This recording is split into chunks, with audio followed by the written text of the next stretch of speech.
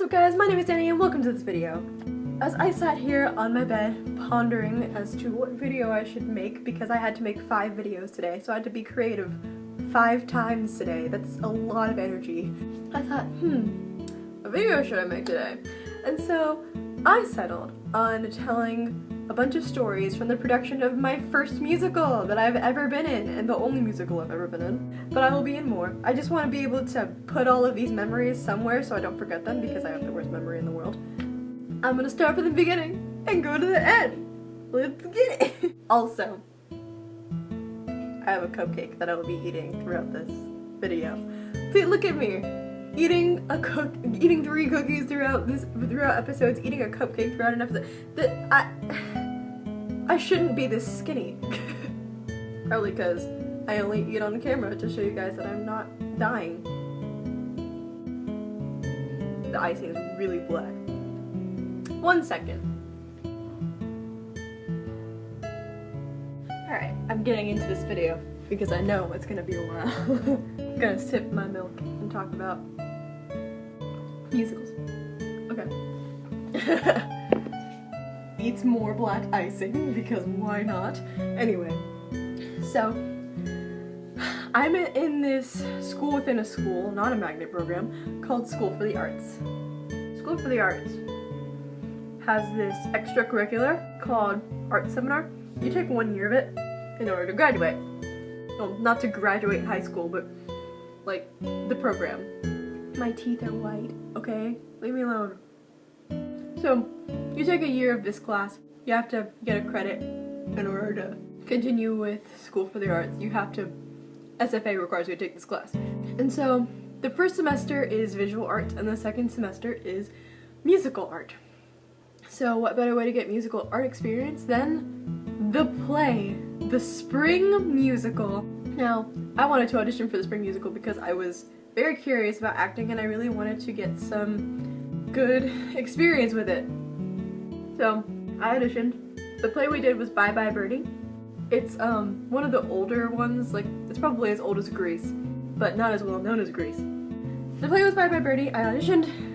Oh, the audition! Let me tell you about the audition! All of last year I had early bird PE, which is fantastic. That morning when my mom dropped me off, she was like, alright, sweetie, have fun, break a leg, good luck, da-da-da, you know, the normal stuff. And so, during a game of volleyball, guess what I did? I twisted my ankle. I instantly blamed my mom for telling me to break a leg. So, we auditioned during school. Come 5th period, which is when my art seminar was, I sung my song, but the thing is, and anyone in that room will tell you, because there are people in the room while you're while you were auditioning, like your friends would sit in the back and watch you audition. Tell anybody in that room at that time, my audition went really bad. The track wouldn't work right, and the lady started me off on the wrong key, so I was singing in the wrong key the whole time. It was really bad. I had a horrible audition. It sucked. It was really bad. I did end up getting a part. I played Debra Sue, and I had 5 lines, I think. I had about 4 or 5 lines originally. I'll get there. And I thought I bombed my audition. I was so devastated, and then I actually got a part, and I was very happy to have even been given a part. I got my lines. I memorized my lines. I still have my script. It's in my area with all the books I have. Yeah, it's in there. So this play, 2-act play, it's about a 15-year-old who lives in Ohio, and she's the president of some sort of fan club for a pop star named a rock star, not a pop star, rock star named Conrad Birdie. And Conrad Birdie is like the Justin Bieber of this town in Ohio. It's called Sweet Apple. Conrad Birdie gets drafted into the army. And so, before he gets drafted into the army, the record label people, which is Albert Peterson and Rosie Alvarez, I think. What was the point of that? Okay. Albert Peterson and Rosie Alvarez run a record company called Alma Lou. And they're in charge of Conrad, so Conrad gets drafted into the army, so Albert and Rosie try to make a last-ditch effort to make money before Conrad goes and dies, because they know he's gonna die. So that's basically the premise of Bye Birdie. because Birdie is his last name. We're not talking about any birds here. But stories about that play. I already started with the audition. We started learning telephone hour first. Telephone hour is the scene with everybody in the play except for Rosie and Albert and Albert's mother, I think. Yes, and Conrad. Duh. But it's the scene in Ohio when it's like Kim, the 15-year-old, and Hugo, her boyfriend, I guess, just got pinned, whatever that means. And so, oh yeah. So,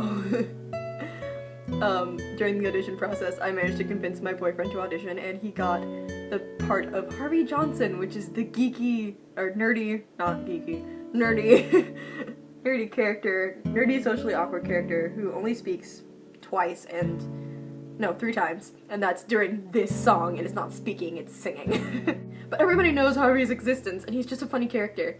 He sings, he does his little thing, and he is kind of mad at me for making him do that.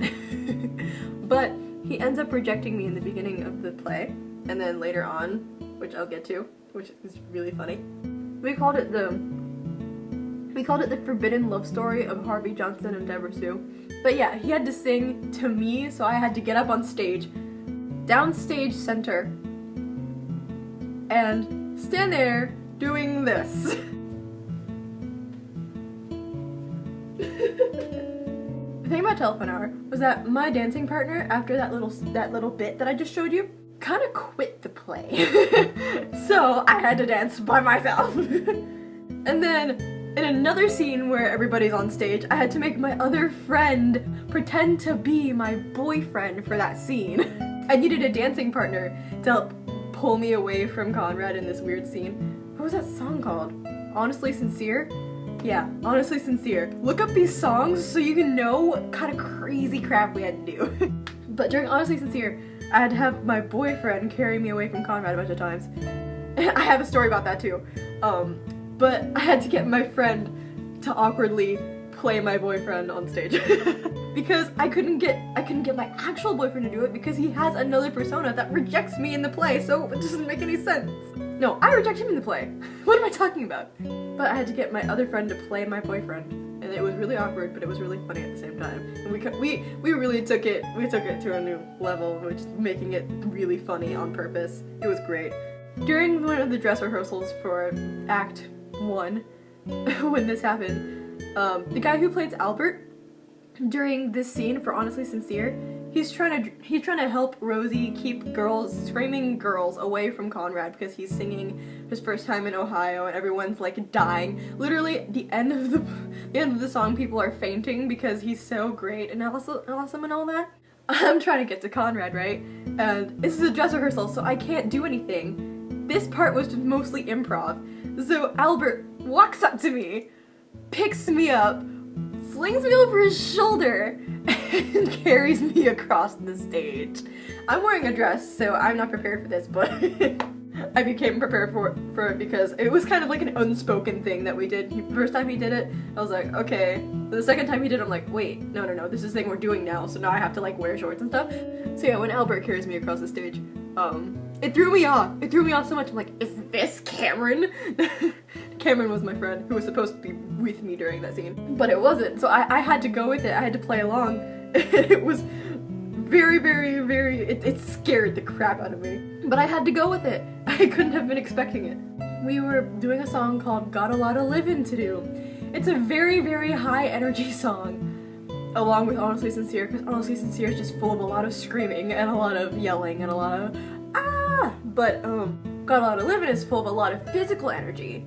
Well, Honestly Sincere has a lot of running.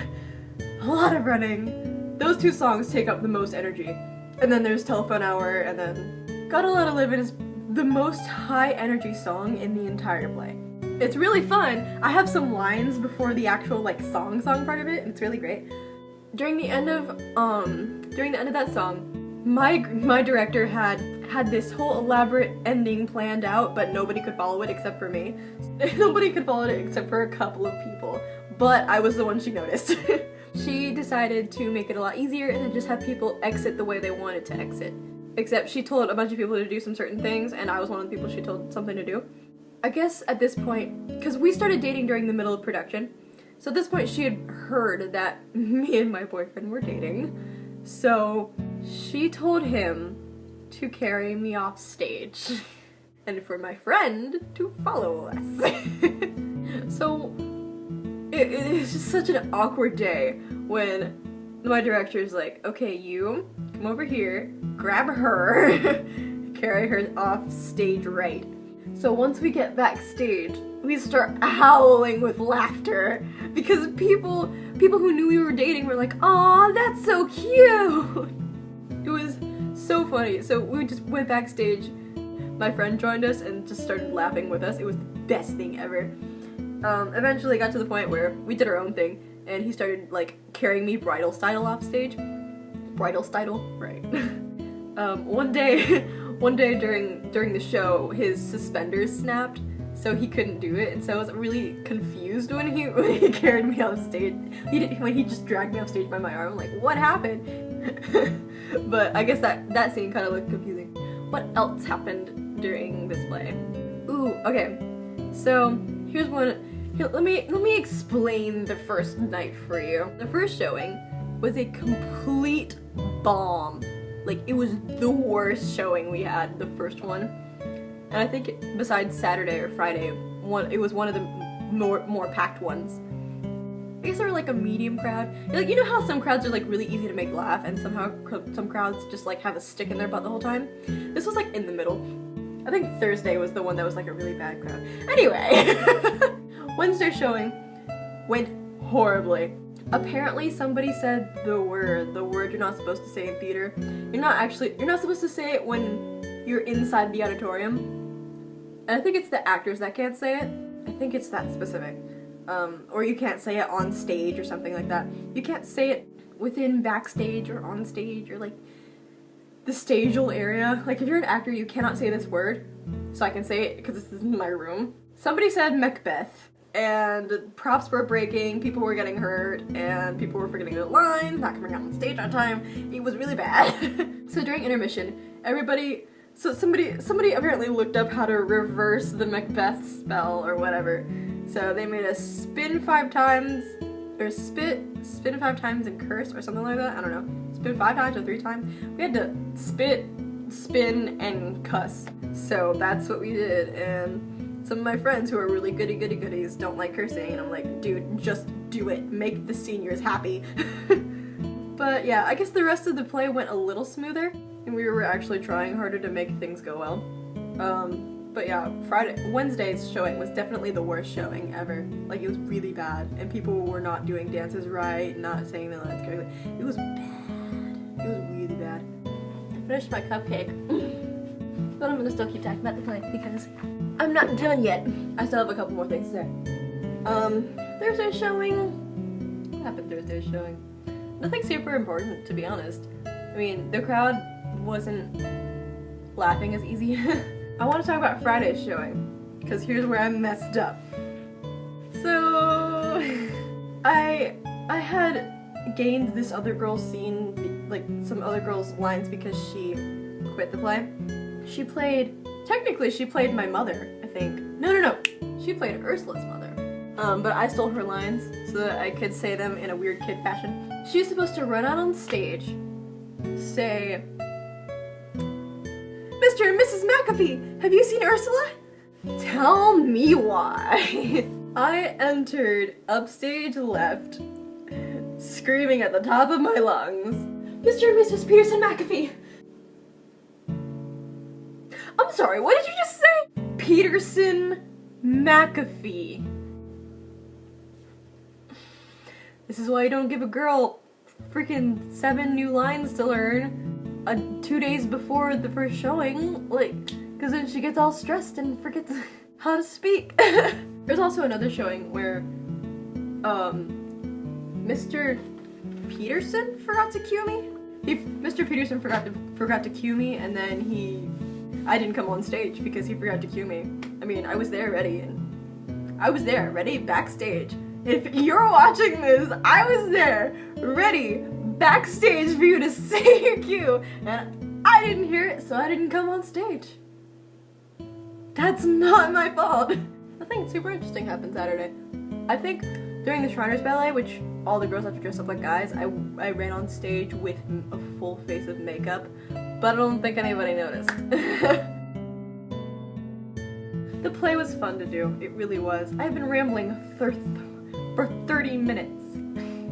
But yeah, those were my experiences for my first ever musical, and definitely there will be more to come. So there will be more hilariously stupid experiences that I will share with you. Thank you guys so much for watching this video. If you want to hear more stupid stories about my life, then let me know in the comments below and I will make sure to make it happen. Thank you guys so much for watching the video. If you liked this, cool. I'll see you guys next week with a better video, and I'll see you guys soon. Bye!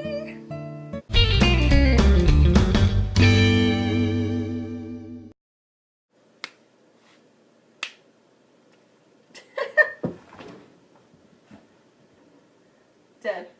Don't forget to freeze your brain. Suck on that straw, get lost in the pain. Happiness comes when everything numbs. Who needs cocaine?